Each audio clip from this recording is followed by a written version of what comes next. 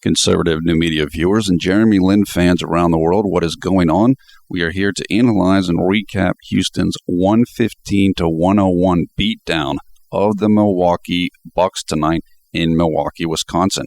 With the victory, Houston improves to 19-14 on the season. They have won 3 games in a row.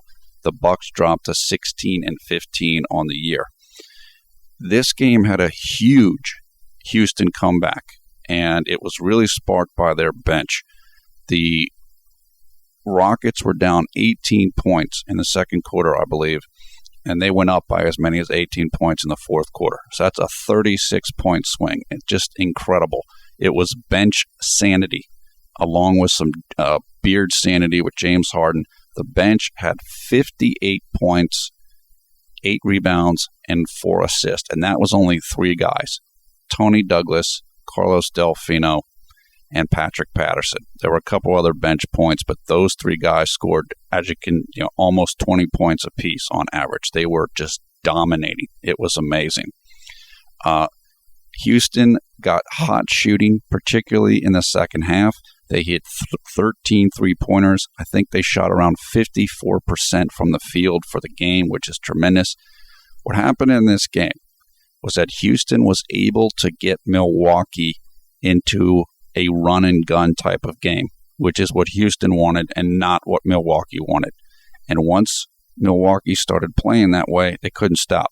And so Houston just buried them because they got into the offensive system and flow of the game. That's what they wanted to. It was great. Also, I give Coach Kevin McHale credit because he went small with Houston's lineup in the second half, meaning he played Douglas, Lin, and James Harden a lot. I think he pulled Ashik out at periods, and that small lineup got a lot done. It really, really worked, and Houston ended up with plus 11 in fast break points, which really helped them get this victory. Okay, let's turn to Jeremy. Jeremy struggled very hard at the beginning of this game through the first half. He really, really had a tough time. This was as tough of a time as he's had in a while. Maybe the last time was the Minnesota game 4 or 5 games ago. I thought the team was actually better with Tony Douglas in the game rather than Jeremy in the first half of this game. When Tony Douglas came in the game, that's when Houston really made their comeback, I think, especially in the third quarter. Although I will say this, and you guys saw the game, Jeremy got hurt in the third quarter. He got hit in the head by Larry Sanders. I can't remember his first name. Sanders I think it's Larry, for the Bucks, the center. He got a pretty nasty gash. So he was actually starting to roll a little bit when he got hit. So that was very early in the third. He had to sit down. Tony Douglas came in, and the team started coming back. So it's not – you can't fully say that it was because Jeremy was out of the game that the team did well, but they were doing better with Tony Douglas in the first half, I thought, than with Jeremy in the first half. But Mr. Fourth Quarter came through again. He played great. Jeremy did in the fourth quarter when this game was still up for grabs. Houston had a nice lead at points, but Jeremy was very good in the fourth quarter of this game. We talked about that a few games ago. I can't remember which game it was. I basically told you guys one of the things that's important for an NBA player is to be able to forget your struggles, have a short memory. If you don't play well earlier in the game, forget about it. And that's what Jeremy did. He was able to do very well in the fourth quarter because he wasn't thinking about it, how he played in the rest of this game. Now, I told you guys in a different video that there are 4 circumstances in which Jeremy will struggle. 1, when the opposing team has a good shot blocker. 2, when his shot is off. 3, when he doesn't get a lot of baskets in transition. And 4 is when he's tired. Well, 3 of those 4 conditions happened tonight. Sanders is an excellent shot blocker for Milwaukee. Jeremy's shot wasn't on tonight, and he didn't get a lot of hoops in transition until the fourth quarter, and he didn't get that many there. So that's why he looked so bad in this game. just kind of a tough matchup, and he didn't play that well. He didn't shoot that well. You saw him; he missed the open threes and stuff. But there will be nights like this still, as I told you guys. Now the haters are going to come out. Oh, it's 2 games in a row. He's a fraud. All this stuff's going to come back up again. Don't worry about that. He's fine. You saw the way he closed this game out. And Tony Douglas came through huge in this game. He had like 18 points, really played great. And that's why you have a bench. That's why you have a good bench so that guys can come in and get it done the way that they did tonight. Now, I told you guys before, I think, at least in the comments, that the Rockets have signed James Anderson, who's basically a shooting guard / small forward. They have also signed today, pending approval of International Basketball Association, Patrick Beverley, who I told you guys about before, who's the point guard / shooting guard. Anderson played a little bit tonight, just when the game was over, basically.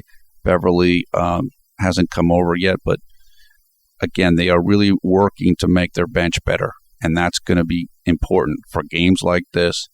And if you want to run a lot, the way Houston runs their offense in transition, you need a lot of depth. And so those guys should really help Houston as the season goes along.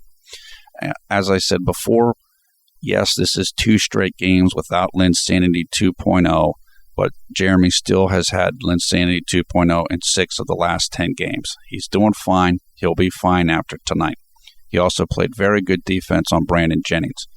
Most of the scoring that Brandon Jennings did tonight, who's the point guard for Milwaukee and a good player, was against Tony Douglas, the same way that we saw Grievous Vasquez do that and Russell Westbrook do that. Jeremy played very good defense against Brandon Jennings in this game, and that's definitely a bright spot for him tonight. I'm not going to go through quarter by quarter too much. I'm just going to summarize the fourth quarter. Jeremy had 6 points, 4 assists, 3 steals, as well as some blown assists in the fourth quarter itself. So he was very important for Houston getting the win. I mean, if he had 6 points and 4 assists, that means 6 points, 4 assists, 2 points at least per each assist. That's 14 or more points that he accounted for Houston in the fourth quarter. And I know at least one of those shots was a 3-pointer, so that's at least 15 points. He played great. He played great in the fourth quarter. Mr. Clutch came through again. That was great. Now, I always talk to you guys about efficiency numbers, raw efficiency. Jeremy had 11 raw efficiency points in the fourth quarter, which is enormous. I mean, if you multiply that times 4 quarters, that's a 44 efficiency number, which is ridiculous. So that just gives you an idea of how well he played tonight in the fourth quarter, and they needed him. They needed him. Milwaukee was making some runs in this fourth quarter, so they needed everything Jeremy had, and he gave it to them. Overall, this was a great win for Houston. This is another one of those really gritty road victories, like the one against Minnesota, that takes a team that's young and helps put them over the top. If Houston makes the playoffs, it's going to be because of games like this, when they had to win and they found a way to win. Also, again, credit to Kevin McHale. He put Tony Douglas in when he needed to, when Jeremy was a little bit struggling, and he went to the small lineup, I believe, late in this game to help seal it off. So we give Kevin McHale a lot of grief. I know a lot of Jeremy's fans give Kevin McHale a lot of grief, but he did great tonight. And they're learning. Kevin McHale's learning the same way that the team's learning to play each other, play with each other, and just how to figure it all out. So this was great. This was a tremendous win, and it really looked bad early on. I was like, oh, man, this game's going to be ugly. But credit to Houston.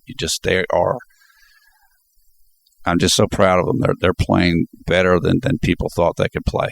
I mean, they really are. So I just want to give a couple of shout-outs, just some acknowledgement to, first of all, Clutch fans. I love what those guys do. I'm always over there. I'm Phi Slamma on the boards over there.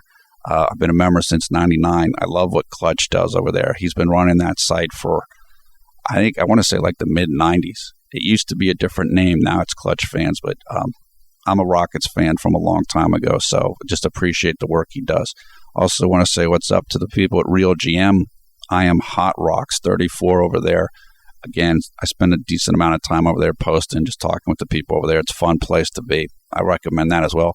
Finally, I want to say hello to a site named Wenshu City. Now, it's not for English speakers. It doesn't sound the way it's spelled. It's WENXUE City. I believe it is a Chinese language or Mandarin, I believe, site that's based in San Francisco, but it caters to English, Chinese-speaking people in the United States. And I just want to say thanks to them. I know they've posted a number of these videos up, and I just appreciate that. I don't know what the person's name is in Mandarin or Chinese, but the translation of his name in English is Fullest, Fullest. So I just want to say thanks a lot to Fullest, because I know he's posted several of these videos up, and I really appreciate that. We also sometimes, there's another site called Baidu, and I believe that's based in China, I think. And they've also put some stuff up. So I should say thanks and send a shout out to them as well. We really appreciate it. Look, I love doing these videos. You guys know how much of a fan I am of Jeremy. I just love the NBA. I mean, I'm a huge NBA fan. I've been following it for forever, and it's fun to do these videos. I enjoy doing them. I just want to answer a question Maximus from Hong Kong asked in the comments today. He asked me, who should Houston get? Who should Houston get in trades or free agency? Now, what I said in the last video, I believe, is that I don't think this team is going to make any big trades during the season. I think Daryl Morey, the general manager, would have to get a really amazing offer for him to do anything major this year during the season before the trade deadline, which is about 6 weeks away, because they're doing well. I mean, you don't really need to tinker with the thing that's working. And I need to research more who's going to be available this upcoming summer. The only two guys that I know are unrestricted free agents this summer are Dwight Howard and Chris Paul. I'd be great if Houston could get one of those guys. I don't know if that's going to happen, but I really don't know enough. I have to go through and look at who else is going to be available. But it's a good question, Maximus, and it's certainly something that we want to keep in mind and we want to see. We want to know exactly who Houston can get and who's going to be available and what the positioning is going to be. So I just have to say, like I said, I don't know enough about that right now to say who would be good for Houston to get. I mean, if you ask most fans of the team, they would say that Houston most needs a power forward, particularly a power forward that rebounds well. Yeah, I agree with that. That's probably true. Patrick Patterson's been playing great since he came back from the foot injury. We need some more depth, just a couple more guys. Particularly, we need a scorer off of the bench. That's really what I think. Now, I hope maybe Patrick Beverley can do a little bit of that, but an established scorer off the bench would be great. A power forward or a big that can really rebound. Those would be the two things I'd look at the most, but we'll see. I mean, we'll see. We'll take it where the season is right now, and we'll keep looking at that. So that's it for now. Comments below, thumbs up, thumbs down on this video. We will provide information in the video description below the video player for video highlights, box score, game stories, also for the Conservative New Media Facebook group. You can come and join that. Over 2,000 members there and counting. Would love to have you come and be a part of that. I am Paul at Villarreal, the NBA expert. Thanks a lot for watching Conservative New Media. We strive to be the #1 Jeremy Lin YouTube fan channel.